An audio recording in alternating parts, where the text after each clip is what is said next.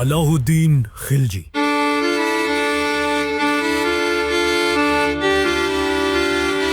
एक जालिम बादशाह जिसके एम्पायर में अगर कोई गोश्त वाला गोश्त का वेट कम करके बेचता तो उसकी बॉडी से उतना ही गोश्त काटा जाता था। उसके पास ऐसे जिन थे कि उसके मिनिस्टर्स अपने घर में भी इशारों से बातें करते थे क्योंकि उसे हर बात का पता चल जाता था। उसके जहन पे सिर्फ एक चीज सवार थी कि मैं इस दुनिया का सबसे पावरफुल इंसान हूं और मेरी इजाजत के बगैर इस एम्पायर में एक पत्ता भी ना हिल सके। इसी पावर को पाने के लिए उसने अपने ही चाचा जिसके हाथों में वो पला बड़ा था उसे मार दिया और खुद इंडिया का सबसे पावरफुल बादशाह बन गया।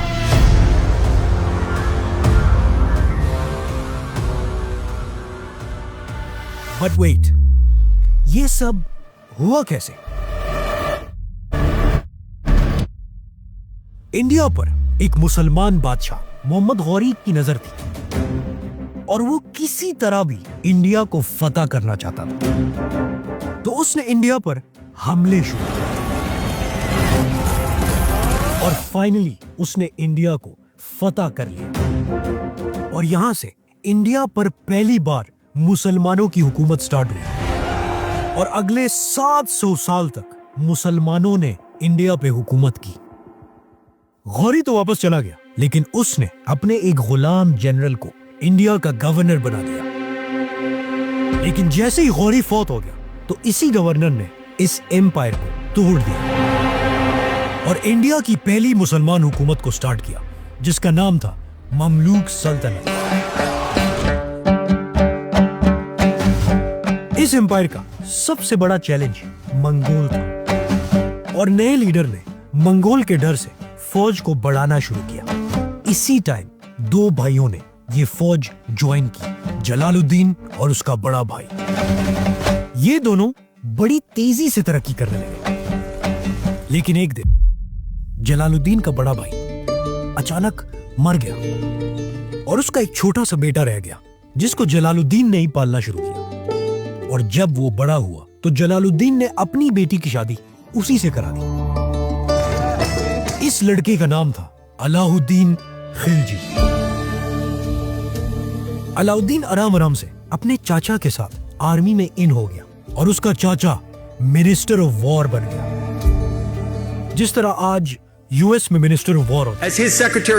लेकिन एक दिन ममलूक एम्पायर का बादशाह माजूर हो गया और उसके 3 साल का बच्चा सुल्तान बन गया और इसी वजह से एम्पायर बहुत कमजोर हो गया।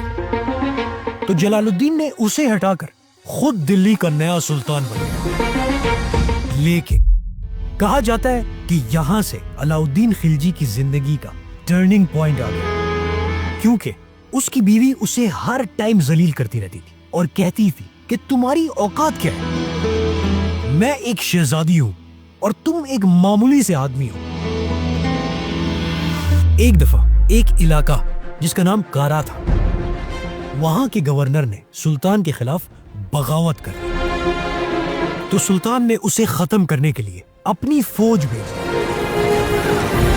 जैसे ही अलाउद्दीन को पता चला उसने एक मामूली सा कमांडर बनकर इस फौज को ज्वाइन किया और जैसे ही जंग शुरू हुई तो अलाउद्दीन फ्रंट लाइन पे बहुत ही बहादुरी के साथ लड़ रहा था और अलाउद्दीन की इसी बहादुरी की वजह से सुल्तान वो जंग जीत गया और सुल्तान उससे इतना इंप्रेस हुआ कि उसने अलाउद्दीन को उसी इलाके का गवर्नर बना दिया और कारा का पूरा कंट्रोल अब अलाउद्दीन के हाथ में आ गया। लेकिन वो बहुत टेंशन में था, ना तो उसके पास इतने पैसे थे और ना ही इतनी फौज और घर में भी उसकी कोई इज्जत नहीं थी। तो उसने सुल्तान से बगैर पूछे पास वाले सूबे पर हमला कर दिया और जंग जीत के उसे बहुत ज्यादा सोना और पैसा मिल गया। जैसे ही सुल्तान को पता चला उसने एक बहुत बड़ी फौज कारा की तरफ रवाना कर दिया। और अब अलाउद्दीन को पता था कि उसकी खैर नहीं है, क्योंकि सुल्तान उसे इस बार कभी माफ नहीं करेगा। लेकिन जब सुल्तान इतनी बड़ी फौज को लेकर नजदीक पहुंचा तो अलाउद्दीन ने उनसे मिलने अपने भाई को भेजा और उसे कन्विंस किया कि अलाउद्दीन अपनी हरकत पर बहुत ज्यादा शर्मिंदा है और अगर आप उससे नहीं मिले तो वो सुसाइड कर ले। इस बात पर सुल्तान ने अपनी फौज से कहा कि आप पीछे से आ जाओ और खुद कश्ती में अलाउद्दीन से मिलने चला गया। जैसे ही वो वहां पहुंचा तो अलाउद्दीन उसके पैरों में गिर गया। उसने अलाउद्दीन को उठाया और माफ करके गले लगाया, लेकिन यही सिग्नल था। अचानक पीछे से एक फौजी ने सुल्तान पर हमला कर दिया, जिससे सुल्तान जख्मी हो गया और कश्ती की तरफ भागने लगा। ओ जालिम, ये क्या किया तुमने? जैसे ही वो भागने लगा, एक दूसरे फौजी ने उस पर हमला किया और उसे मार दिया और लोगों में खौफ फैलाने के लिए उसका सर काट के पूरे इलाके में फिराया गया। और यहां से अलाउद्दीन ने अपने आप को इंडिया का नया सुल्तान डिक्लेयर किया।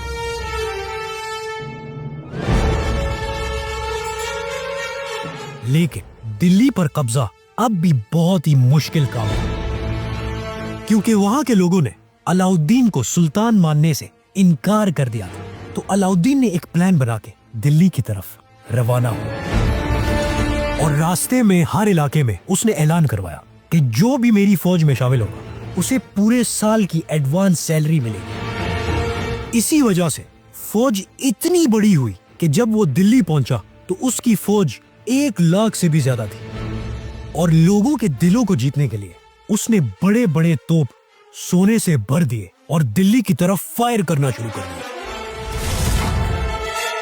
कहा जाता है कि उस दिन दिल्ली में सोने की बारिश होने लगी और इसी वजह से लोग सुल्तान के मरने का गम भूल गए और दिल्ली की आधी फौज खुद जाके अलाउद्दीन की फौज में शामिल हो गई और बड़ी आसानी से दिल्ली का नया सुल्तान अलाउद्दीन खिलजी बन गया। अब जब अलाउद्दीन इंडिया का सबसे बड़ा बादशाह बन गया था और दिल्ली फुल अमीर हो चुका था और लोग खुशियां मना रहे थे,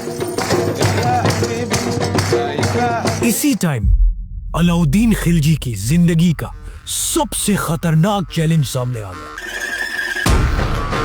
उस वक्त की दुनिया की सुपर पावर छोटी आंखों वाले वो इतने स्पीड जाते थे, जब वो किसी फौज में घुस जाते तो उसे तबाह बर्बाद कर देते। उनकी जिंदगी का सिर्फ एक गोल था कि जितनी बड़ी जीत उतना बड़ा खोपड़ियों का मीनार, और ये थे मंगोल्स।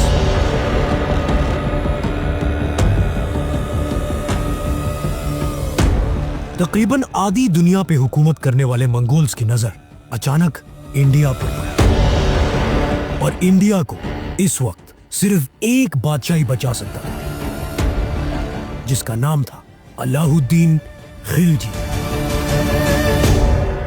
तो उसने इंडिया की तारीख की सबसे पहली स्टैंडिंग आर्मी बनाई और इस आर्मी को स्ट्रॉन्ग बनाने के लिए उसने कैश सैलरी स्टार्ट की। हर फौजी की सिलेक्शन मेरिट से होती थी और करप्शन खत्म करने के लिए उसने एक नया सिस्टम बनाया कि हर फौजी का फेस डिस्क्रिप्शन लिखा जाता था और घोड़ों पर मार्क लगाया जाता था, जैसे आज गाड़ियों पर नंबर प्लेट्स हैं। और इस आर्मी को बेस्ट वेपन्स और सही ट्रेन किया जाता है। इस नए सिस्टम की वजह से कहा जाता है कि इस फौज को 5 लाख फौजियों ने ज्वाइन किया। अब जब अलाउद्दीन एक नया सिस्टम बना रहा था, इसी टाइम उसको खबर मिली कि एक बहुत बड़ी मंगोल फौज दिल्ली की तरफ फुल स्पीड आ रही है। तो अलाउद्दीन ने भी तैयारी शुरू कर ली और ये दोनों फौजें एक दूसरे के सामने आ गए। अलाउद्दीन ने अपनी फौज को 3 हिस्सों में डिवाइड किया। दरमियान में वो खुद खड़ा हुआ।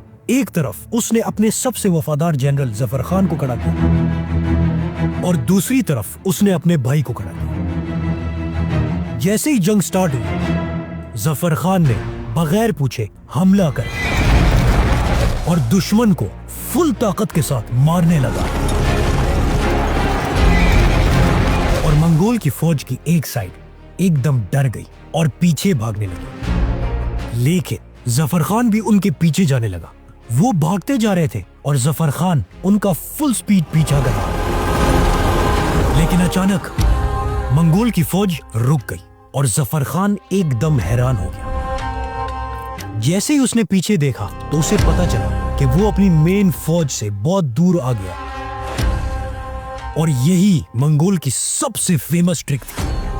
वो भागे नहीं थे, उन्होंने जफर खान को फंसा लिया और मंगोल की बाकी फौज ने जफर खान को चारों तरफ से घेर लिया और वो फंस गया। इसी टाइम सबने अलाउद्दीन से कहा कि फौज भेजो और उसे बचाओ, लेकिन अलाउद्दीन ने कहा कि नहीं, क्योंकि वो बगैर ऑर्डर के गया है और मैं किसी की भी मदद नहीं करता जो बगैर मेरे ऑर्डर के काम करे, चाहे वो मेरा बेस्ट जनरल जफर खान ही क्यों ना हो। अब जफर खान को भी समझ आ गई कि मुझे बचाने कोई नहीं आएगा, तो उसने एकदम मुड़ के अपनी फौज को देखा और उनसे कहा कि अगर हम वापस भी चले जाएं तो अलाउद्दीन हमें कभी नहीं छोड़ेगा, क्योंकि हमने उसका ऑर्डर नहीं माना। और ये कहते ही उसने दुश्मन की तरफ देखा और अपनी पूरी ताकत के साथ हमला कर दिया।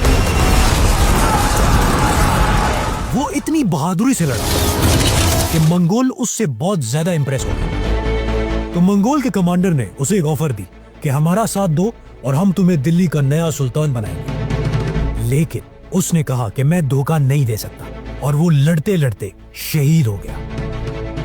अब जब मंगोल ने उसे खत्म कर दिया तो अलाउद्दीन ने अपनी बाकी फौज को रेडी कर लिया। जैसे ही जंग शुरू होने वाली थी, अचानक मंगोल जंग छोड़ के वापस चले गए। पता चला कि जफर खान ने उनके कमांडर को बुरी तरह जख्मी कर लिया था और वो मजीद नहीं लड़ सकते। और कहा जाता है कि वो कमांडर वापसी में जाते हुए ही रास्ते में मर गया। और ऐसे ही अलाउद्दीन ये जंग जीत गए और दिल्ली मंगोल से बच गई। मंगोल तो वापस चले गए थे, लेकिन अलाउद्दीन के पास बहुत बड़ी आर्मी रह गई थी और इतनी बड़ी आर्मी को अफोर्ड करना अलाउद्दीन के लिए बहुत बड़ा चैलेंज था। तो बजाय इसके कि वो आर्मी खत्म करता, उसकी नजर अचानक इंडिया की मार्केट पर पड़ी और उसने दुनिया की तारीख का एक नया इकोनॉमिक सिस्टम बनाया। घोड़े से लेकर एक आम सुई तक अब सारी प्राइसेस सुल्तान खुद कंट्रोल करने लगा। नए सरकारी गोदाम बनाए गए और ये ऑर्डर दिया कि कोई बिजनेसमैन भी सामान खुद स्टोर नहीं कर सकता। वो हर सुबह सरकारी गोदामों से सामान खरीदेगा और बेचेगा और ये सारा सामान बाहर से लाने के लिए सरकारी ट्रांसपोर्टर्स को रखा गया। तो क्या होना था, एक आम फौजी जिसकी सैलरी बहुत कम होती थी और आम लोग जो बहुत गरीब होते थे, अयाशी की जिंदगी गुजारने लगे। लेकिन कुछ अरसे बाद पता चला कि लोग ऑर्डर्स नहीं मान रहे और मार्केट में करप्शन भी हो रही है। तो सुल्तान ने इस सिस्टम को चलाने के लिए इंडिया की पहली इंटेलिजेंस एजेंसी बनाई। जिस तरह आज ISI और रॉ है, सबसे पहले उसने हर मार्केट के लिए एक कंट्रोलर अपॉइंट किया जो पूरी मार्केट को कंट्रोल करता था और हर दिन सारे दुकानदारों के रजिस्टर्स चेक करता था और सुल्तान को डेली रिपोर्ट देता था। इस कंट्रोलर पर नजर रखने के लिए एक इंटेलिजेंस ऑफिसर होता था। वो भी मार्केट की डेली रिपोर्ट डायरेक्ट सुल्तान को देता था। लेकिन सुल्तान को पता था कि ये ऑफिसर्स भी करप्शन कर सकते हैं। इन पे भी नजर रखने के लिए मार्केट में सीक्रेट जासूस होते थे जिनका किसी को पता नहीं होता था और वो भी डेली सुल्तान को रिपोर्ट देते थे।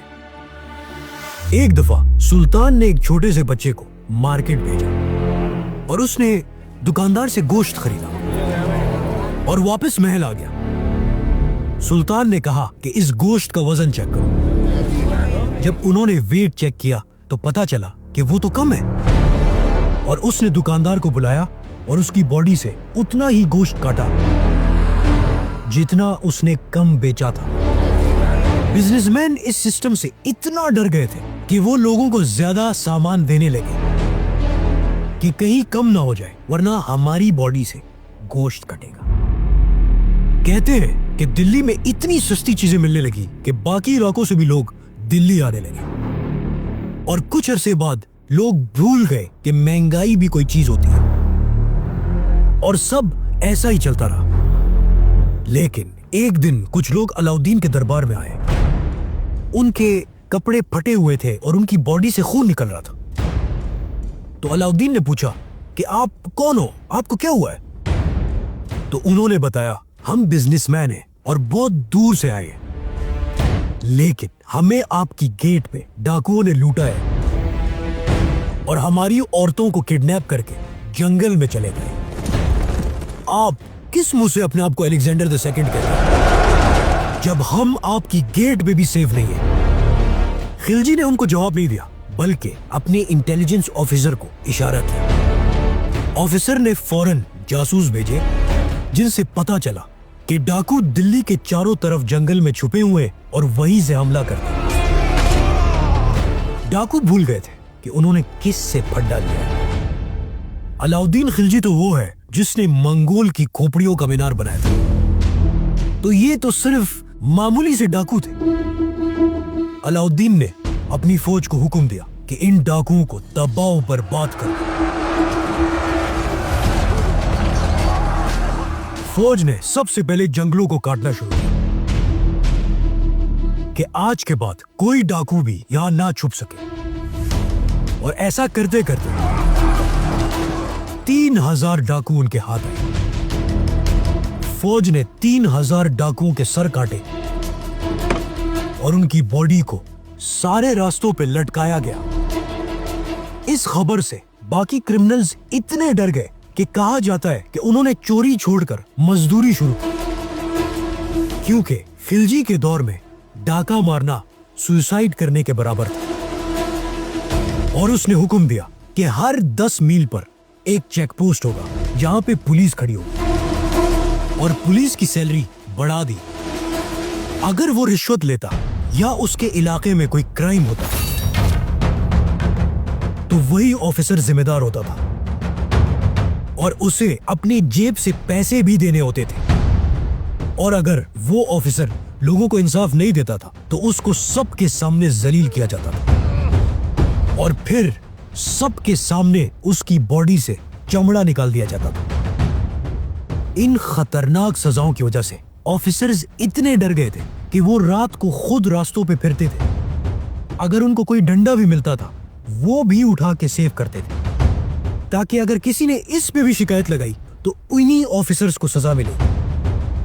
और कहा जाता है कि इतना अमन आ गया था कि एक लड़की अगर अपने सर पे सोने का टोकरा लेके रास्ते पे जाती थी तो उसकी तरफ कोई आंख भी उठा के नहीं देख सकता था।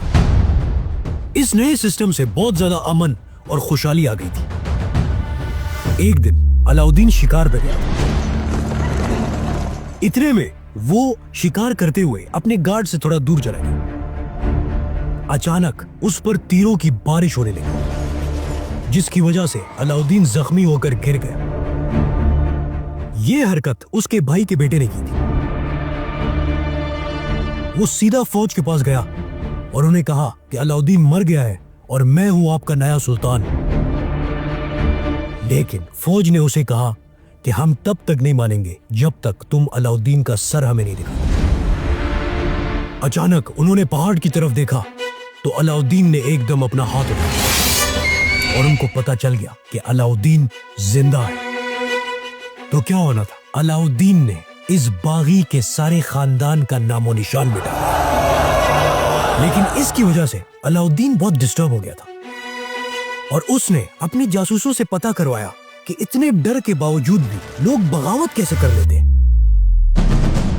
उन्होंने बताया कि असल में एक तो लोग जब शराब पीने के लिए जमा होते हैं तो आपस में आपके खिलाफ साजिश करते हैं।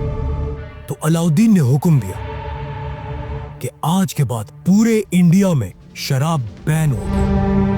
और कहा जाता है कि उस दिन इतना शराब फेंका गया कि रास्ते कीचड़ से भर गए थे। दूसरी वजह उन्होंने ये बताई कि प्रोस्टिट्यूशन मतलब जिस्म फरोशी। अलाउद्दीन ने एकदम हुक्म दिया कि इन सब औरतों की शादी कराओ और जिसने भी जिना किया तो उसे नामर्द बनाया जाएगा। तीसरा रीजन उन्होंने ये बताया कि अमीर लोग एक दूसरों में शादियां करके पावरफुल बन जाते हैं। तो अलाउद्दीन ने हुक्म दिया कि आज के बाद मेरी इजाजत के बगैर ना तो कोई शादी होगी, ना कोई दावत होगी और ना ही कोई गैदरिंग होगी। और यहां से अलाउद्दीन ने अपने जासूसों को इतना बढ़ा दिया कि लोगों के घर की हर बात अलाउद्दीन को पता चल जाती थी और सब इतना डर गए थे कि उनको लगता था कि अलाउद्दीन के पास जिन है, जिसकी वजह से उसे घर के अंदर की बातें भी पता चल जाती है। ये इतना सख्त सिस्टम था कि कोई पत्ता भी सुल्तान की इजाजत के बगैर नहीं हिल सकता था। इसी वजह से अलाउद्दीन के पास पूरी एम्पायर का कंट्रोल आ गया और पहली बार मुसलमानों ने अलाउद्दीन की बादशाहत में साउथ इंडिया को भी फतह कर लिया।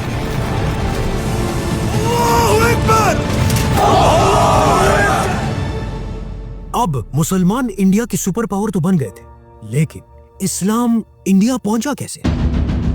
ये कहानी बड़ी इंटरेस्टिंग होने वाली है। आज से 1300 साल पहले एक 17 साल के लड़के ने इंडिया पर हमला कर दिया, जिसका नाम था मोहम्मद बिन कासिम। सब्सक्राइब।